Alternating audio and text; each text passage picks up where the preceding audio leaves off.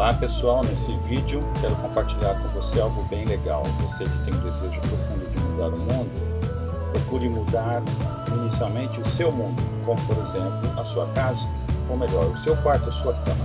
Procure arrumando a sua cama, procure levantar, arrumar a sua cama e você vai ver que isso vai te enviar um estímulo muito positivo para o seu cérebro. Vai fazer com que você tenha um dia mais proveitoso, vai fazer com que você tenha metas definidas. Você vai ver como muitas coisas com pequenas mudanças podem ocorrer grandes resultados, ok? Espero que você goste desse vídeo. Caso faça sentido para você, você pode naturalmente compartilhar, curtir e, mais importante, aplicar na sua vida, ok? Venha comigo.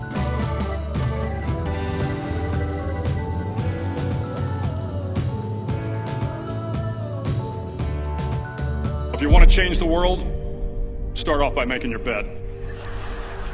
If you make your bed every morning, you will have accomplished the first task of the day. It will give you a small sense of pride, and it will encourage you to do another task, and another, and another. And by the end of the day, that one task completed will have turned into many tasks completed. Making your bed will also reinforce the fact that the little things in life matter. If you can't do the little things right, you'll never be able to do the big things right. And if by chance you have a miserable day, you will come home to a bed that is made. That you made. And a made bed gives you encouragement that tomorrow will be better. To pass SEAL training, there are a series of long swims that must be completed. One is the night swim. Before the swim, the instructors joyfully brief the students on all the species of sharks that inhabit the waters off San Clemente.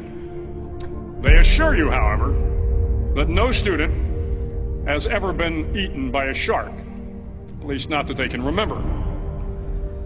But you are also taught that if a shark begins to circle your position, stand your ground. Do not swim away. Do not act afraid. And if the shark, hungry for a midnight snack, darts towards you, then summons up all your strength and punch him in the snout, and he will turn and swim away. There are a lot of sharks in the world. If you hope to complete the swim, you will have to deal with them. So if you want to change the world, don't back down from the sharks. Over a few weeks of difficult training, my SEAL class, which started with 150 men, was down to just 42. There were now 6 boat crews of 7 men each. I was in the boat with the tall guys, but the best boat crew we had was made up of the little guys. The Munchkin crew, we called them. No one was over 5'5". The Munchkin boat crew had 1 American Indian, 1 African American, 1 Polish American, 1 Greek American, 1 Italian American, and 2 tough kids from the Midwest. They out-paddled, outran, and outswam all the other boat crews. The big men in the other boat crews would always make good-natured fun of the tiny little flippers the Munchkins put on their tiny little feet prior to every swim. But somehow these little guys from every corner of the nation and the world always had the last laugh, swimming faster than everyone and reaching the shore long before the rest of us. SEAL training was a great equalizer. Nothing mattered but your will to succeed, not your color, not your ethnic background, not your education, not your social status.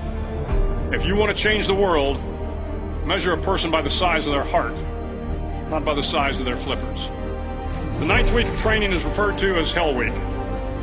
It is 6 days of no sleep, constant physical and mental harassment, and 1 special day at the Mud Flats.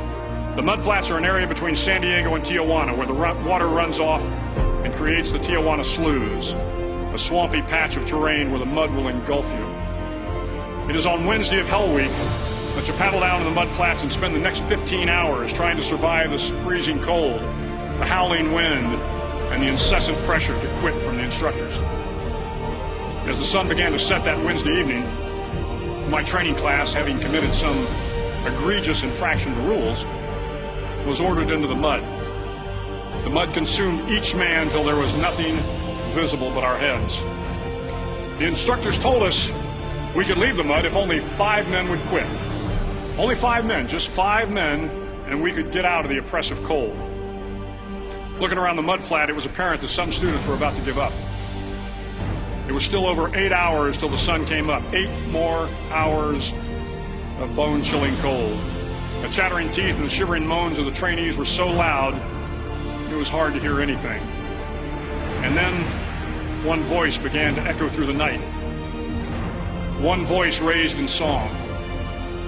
The song was terribly out of tune, but sung with great enthusiasm. One voice became 2, and 2 became 3, and before long, everyone in the class was singing. The instructors threatened us with more time in the mud if we kept up the singing, but the singing persisted. And somehow the mud seemed a little warmer, and the wind a little tamer, and the dawn not so far away. If I have learned anything in my time traveling the world, it is the power of hope.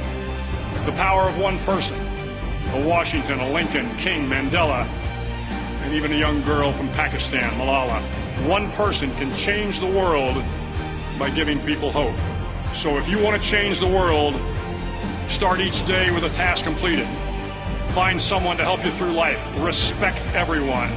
Know that life is not fair and that you will fail often. But if you take some risks, step up when the times are the toughest, face down the bullies, lift up the downtrodden, and never ever give up.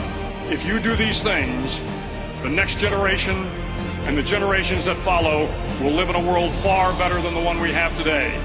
And what started here will indeed have changed the world for the better.